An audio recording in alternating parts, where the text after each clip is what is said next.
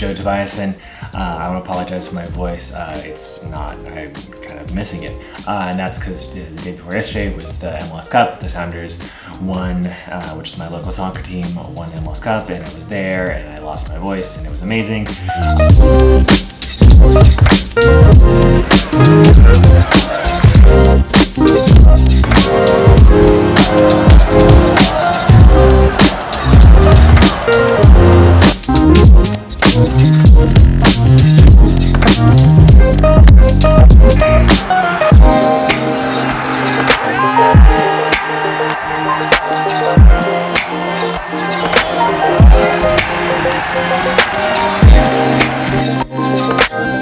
Which is why I'm making this video. So today is the Victory Parade, so I'm going to walk through downtown Seattle. With that, I wanted to take some photos along the way, and I, like many other people, want to own a Hasselblad X-Pan, but can't because money.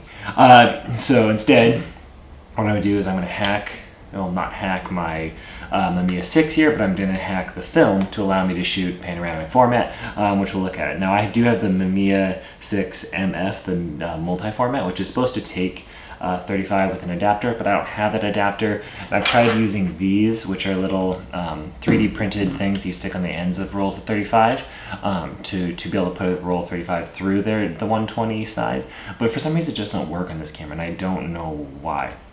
I've done it with other cameras, and maybe by now I've released the video of me doing that with my RZ67, but it's not working with this particular camera, so I'm going to do something else. Instead, I'm going to hack old rolls of 120 to work with these 35s. So the way I'm going to do that is I'm going to put everything in the dark bag, and on the underside here of the 120 paper you can see this little bit of where the film was taped down. Basically, I'm going to tape down this film into that same spot and then roll it out, and then roll it back onto these used rolls from stuff I've developed in the past. So that's kind of the plan. I'm going to do 2 rolls. So these are, I have a roll of 36 here, so that should get me about 2. It might be just short, but we'll see. And then I also have self-rolling 35. So this is black and white. This is Kentmere 400. So I'm going to do 2 rolls with that. The one thing I want to make sure to know exactly how big this is going to be when I'm cutting it. So what I'm going to do is take one of these already used ones, and now, so this starts here to about here. So that's what I know. The film should be about that long, and that seems right. That's about how long a roll of 120 is. So into the dark bag, I'm going to put 2 of these film backs, and then 2 rolls, and the one I just cut, and then I'll also use the black and white first. I'll save those later, and then a little bit scissors, and then gaffer's tape, which is how I'm going to attach it to the paper, and then I have masking tape here I'll use on the outside of the roll. Yeah, so one of the challenges in this that I had to think through, oops, this is one I already cut. So on these, the way that I'm going to do it is because you have to do this, you have to tape it here first, and then you need to stretch it all out, and then it needs to get re-rolled back onto this side here, so that that's the first thing on there. So when it comes across the back of the camera, like there, then you'll be able to see it and make sure it's emulsion side down. That seems pretty doable. So let's try it. Let's see how this works. And I'm just going to leave the camera running because I have no idea what this is going to happen, and I might do something stupid, and I'd like to get it on camera.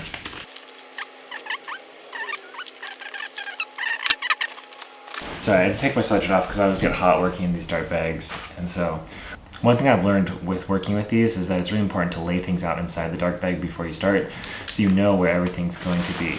So first thing I'm going to put in is the film there.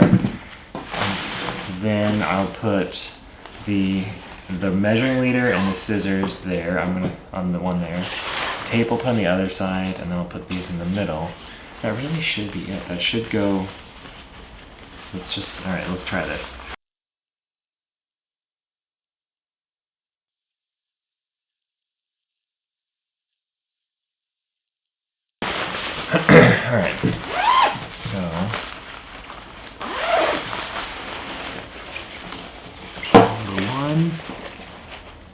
and number 2. Those are not as cleanly rolled as they were before with the Kodak stuff, but should work. So one thing I learned in doing that, the first one of these that I did, I taped it first and then laid it all the way out and then started rolling it back up again. But the problem was that kept getting bunched and stuff. So the second time I did it, I just found that spot and then like pinched it and then kind of rewound it this way until it was all the way wound up this way like it would be at the end. But with that, it was not sealed at the end, and so it was more loosely done. So then I rolled it from the beginning onto the end paper here. So as I'm rolling this up, that's loosely on there, so I can do a better job of keeping it in the middle. I think it was easier. And then I got to this point, and once like did this with that, imagine the film being right there in the middle. I got back here to the tape point, and then I taped it down. And I just used the second time I just used a piece of masking tape just right there, just taped it straight down and then rolled it all the way on. There's those two. I need to mark these as black and whites, and then we do the colors, so we have those as well. So, future Joe here, and I'm gonna poke in. It's been a couple months since I shot that original footage, and oddly enough, the Sounders have started practice for their next season already, so I'm a little bit behind. In order to keep things short, I've been showing photos throughout this video so far, but I wanted to talk about only 4 of them, and then I'll put the rest of the images at the very end of this video, along with a few photos from a Yashica that I took on the same day. So the first thing I want to talk about, this first image here, is actually one of the biggest mistakes I made in this project. So if you remember from earlier in the video, I said that I was gonna make 4 of these kind of rolls here, 2 in color and 2 in black and white. But all the panoramas you've seen so far were in black and white, and that's because I made one critical error. You can see here that when I wound the film onto the spool, I labeled it color. But what I'd forgotten to do was to label it color on the inside before I started winding. So therefore, when I finished those first 3 rolls, they were unlabeled, and I didn't know which was the black and white or which was the color. So I basically, the only way to get around that is that you can develop color film in black and white chemicals, but you cannot develop black and white in color films. That would completely ruin it. So even though I kind of had like a guess at which one I thought might be the color one, and I turned out to be right, I didn't want to risk it, and I didn't want to risk completely ruining that like more than one roll by getting it wrong. So I just developed them all in black and white. So that's what you're seeing here. Like, this is a photo that's shot on UltraMax 400, but it is in black and white in here. And then I've converted it through Negative Lab Pro, and it actually looks really good. I actually kind of like the grain. It's really dark. It turned out not bad, but it just wasn't originally what I was going for. So that's one of the things that I learned, and that's really what this first image is all about. Is like, that's the biggest takeaway, is make sure you get it right. I do really like the framing on this one though.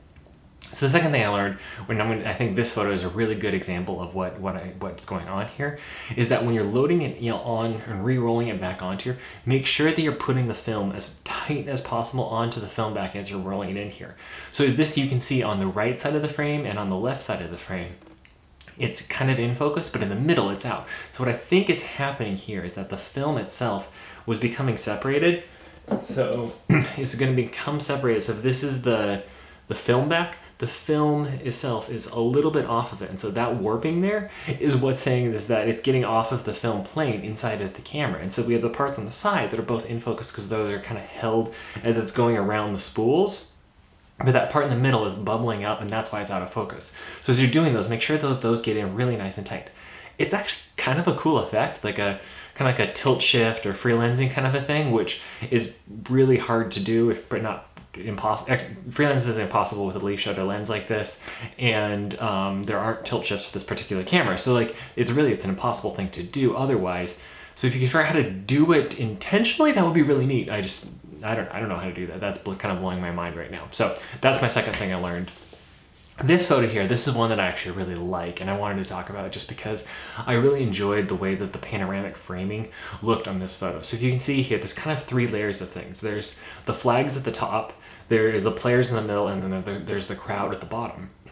And what I think really works about this in panoramic format, and one thing I kind of wanted to do panorama in a crowd setting like this, is because it's a really wide thing, but it's not very tall in general. I mean, those flags were really tall, and if I had like a full square that I was working with, like a normal photo from the Mamiya 6, I probably could have used that really well.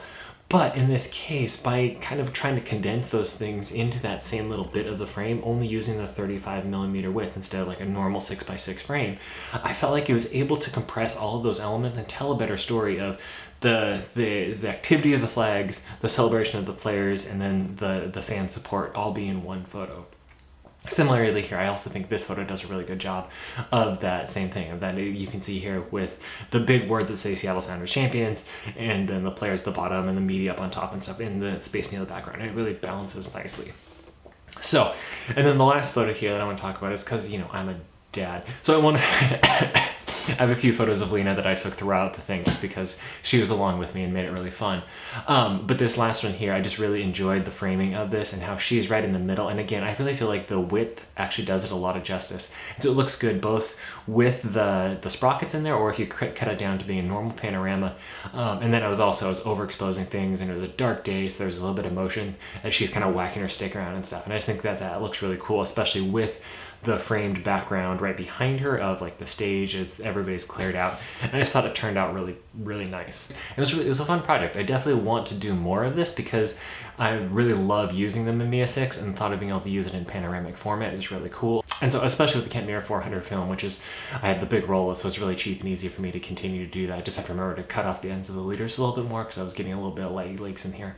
So I'm going to end the video, and then I'm just going to send you off into here to see just the rest of the photos that I took that day that I haven't shared, and then also a bunch that I took in color film with my Yashica T4. But thank you so much for watching this video, and hopefully I won't have to wait 2 months until I make my next one, but no guarantees, so see you around.